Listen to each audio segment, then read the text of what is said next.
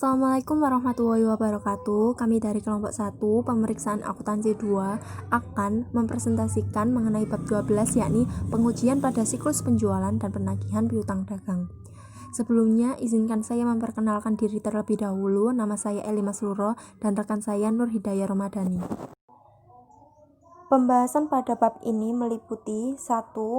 Metodologi desain pengujian perincian saldo. 2. Tujuan audit terkait saldo piutang dagang. 3. Desain pengujian perinci saldo. 4. Konfirmasi piutang dagang.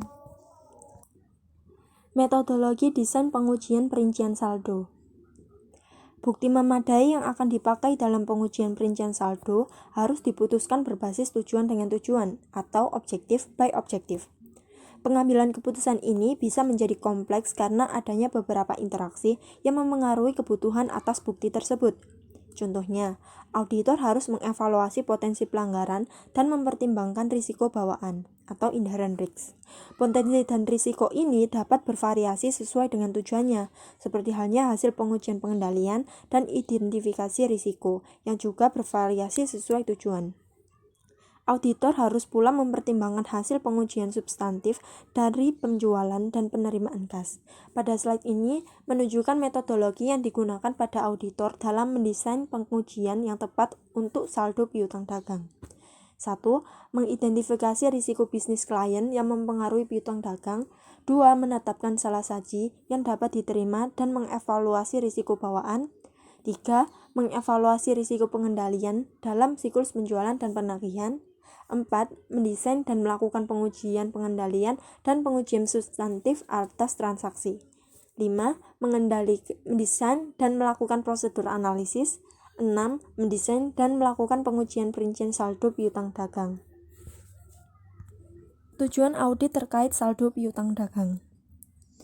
Dalam mendesain pengujian perincian saldo piutang dagang, auditor harus memenuhi 8 tujuan audit terkait saldo. Kedelapan tujuan tersebut adalah 1. Piutang dagang dalam neraca saldo sesuai dengan jumlah pada berkas utama dan jumlah totalnya secara tepat ditambahkan sesuai dengan buku besar atau kecocokan perincian. 2. Pencatatan piutang dagang yang terjadi atau keberadaan. 3. Seluruh piutang dagang sudah dihitung atau kelengkapan. 4. Jumlah piutang dagang yang tepat atau akurasi. 5. Piutang dagang diklasifikasikan dengan benar atau klasifikasi. 6. Pisah batas waktu piutang dagang yang tepat atau pisah batas. 7. Piutang dagang dinyatakan dalam nilai yang dapat direalisasikan atau nilai terrealisasikan. 8.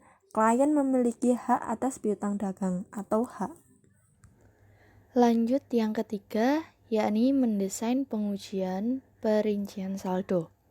Dalam pengujian perincian saldo, akun laporan laba atau rugi tidak bisa dilupakan karena akun laporan laba atau rugi diuji sebagai produk sampingan dari pengujian neraca. Konfirmasi atas piutang dagang merupakan pengujian terpenting terhadap perincian piutang dagang. Pengujian terinci atas saldo piutang dagang ditekankan pada tujuan audit saldo piutang dagang. Lalu pembahasan yang selanjutnya yang keempat, konfirmasi piutang dagang. Konfirmasi piutang dagang merupakan konsep yang telah dibahas dalam diskusi mengenai desain pengujian perincian saldo piutang dagang. Tujuan utama konfirmasi piutang dagang adalah untuk mengetahui tujuan keberadaan, akurasi, dan pisah batas atau cut-off. Berikut beberapa hal yang terkait akan konfirmasi piutang dagang. Yang pertama ada persyaratan standar auditing. Standar auditing mensyaratkan konfirmasi piutang dagang dalam kondisi normal.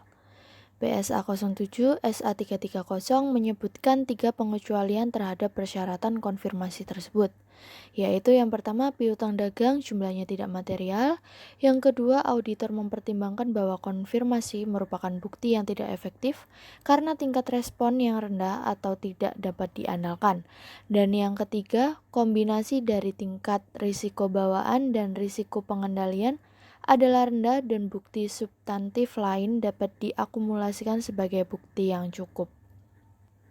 Lalu yang kedua ada jenis-jenis konfirmasi.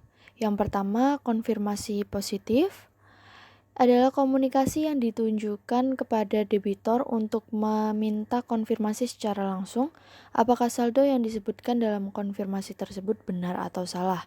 Lalu yang kedua ada konfirmasi negatif, juga ditunjukkan kepada debitor tetapi hanya meminta respon jika debitor tidak menyetujui jumlah yang dinyatakan dalam konfirmasi. Selanjutnya ada penetapan waktu atau timing. Di sini, bukti yang paling dapat diandalkan dari konfirmasi diperoleh pada saat konfirmasi tersebut dikirimkan sesegera mungkin setelah penutupan tanggal neraca. Dengan ini, auditor dapat secara langsung menguji saldo piutang dagang dari laporan keuangan tanpa perlu memperhatikan transaksi yang terjadi antara tanggal konfirmasi dan tanggal neraca. Yang selanjutnya ada keputusan pengambilan sampel.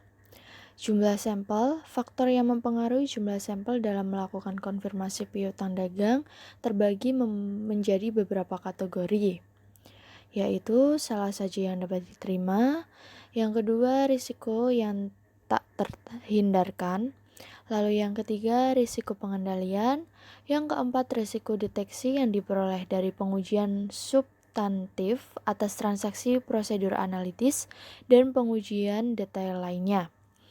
Dan yang terakhir, tipe konfirmasi. Yang selanjutnya ada menjalankan pengendalian. Setelah sampel konfirmasi ditentukan, auditor tetap perlu melakukan pengendalian konfirmasi hingga dikembalikan dari pelanggan.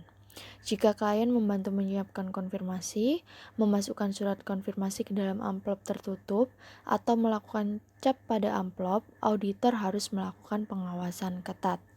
Bila perlu, lakukan pengiriman surat konfirmasi di luar kantor klien. Langkah ini diperlukan untuk memastikan independensi komunikasi antara auditor dan pelanggan. Yang selanjutnya, tindak lanjut bila tidak ada tanggapan. Jika menggunakan konfirmasi positif PSA 07 mensyaratkan prosedur tindak lanjut bila terdapat konfirmasi yang tidak ditanggapi. Biasanya, tindak lanjut dilakukan dengan mengirimkan permintaan konfirmasi kedua atau bahkan ketiga.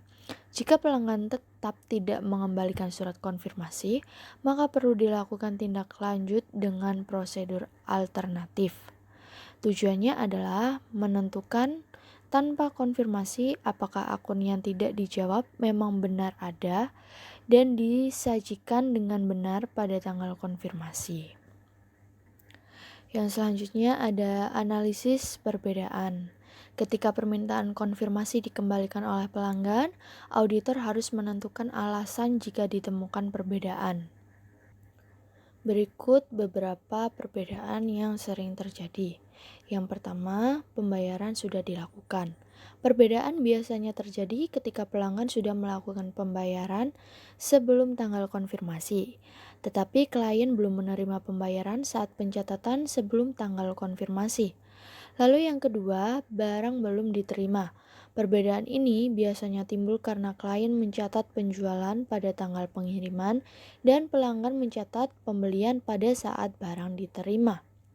Lalu yang ketiga, ada pengembalian barang kesalahan. Klien dalam mencatat memo kredit dapat terjadi karena beda waktu atau kesalahan pencatatan retur dan cadangan penjualan. Sama halnya dengan perbedaan lain, hal ini perlu untuk diselidiki. Lalu yang terakhir, kesalahan klerikal dan jumlah yang dipertentangkan. Perbedaan yang terjadi dalam laporan pencatatan klien biasanya terjadi ketika pelanggan menyatakan terjadinya kesalahan atas harga barang, kerusakan barang, jumlah barang yang tidak diterima, dan lain-lain. Baiklah teman-teman sekalian, kami rasa presentasi dari kami sudah cukup. Apabila teman-teman ada yang mau ditanyakan, bisa langsung lewat Sepada. Sekian presentasi dari kami, kurang lebihnya kami mohon maaf. Wassalamualaikum warahmatullahi wabarakatuh.